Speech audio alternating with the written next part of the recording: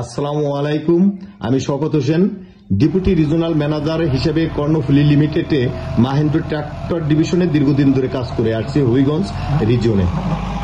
তো আপনারা জানেন মাহেন্দ্র ট্রাক্টর শুধুমাত্র মালামাল পরিবহন এবং চাষাবাদের ক্ষেত্রে ব্যাপকভাবে ব্যবহার হয়ে থাকে, কিন্তু এর বাইরেও ইটের ভাটাতে আধুনিকভাবে কিভাবে ট্রাক্টরের ব্যবহার হচ্ছে আপনারা হয়তোবা পুরোপুরি জানেন না। আমি আপনাদের সে দিকটা কিছুটা ধারণা দিব।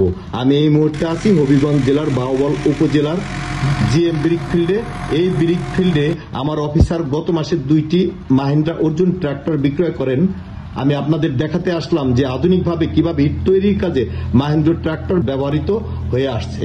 ইট তৈরির একটা বড় অংশ মাটি থেকে কাদা করা। এই কাজটা অনেক জটিল একটা প্রসেসের কাজ, যেটা করতে মালিকদেরকে অনেক টাকা খরচ করতে হইতো। পূর্বে মালিকরা কি করতেন, পাওয়ার টিলারের মাধ্যমে এই কাজটি করতেন। 6টি পাওয়ার টিলার লাগতো প্রত্যেকটি ভাটা।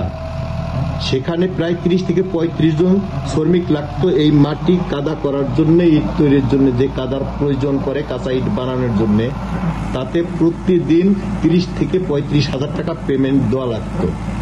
একটি ভাটা প্রায় 6 মাস চালু থাকে, সেখানে প্রায় 60 থেকে 65 লক্ষ টাকা পাওয়ার টিলারের মাধ্যমে কাদা করলে সেই শ্রমিকদেরকে পেমেন্ট করতে হইতো মালিকদের।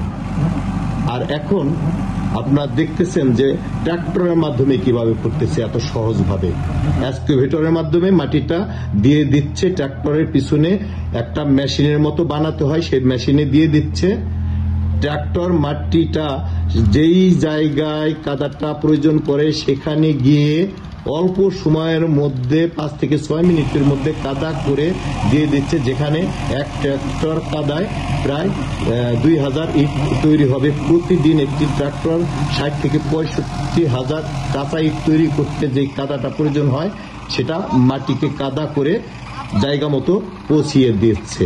এই মালিকের 2টি ইটের ভাটা রয়েছে, যেখানে 6 মাস যদি ভাটা চালাতে হয়, পাওয়ার টিলারের মাধ্যমে করলে 1 কোটি টাকার উপরে ওনার বেশি খরচ করতে হইতো।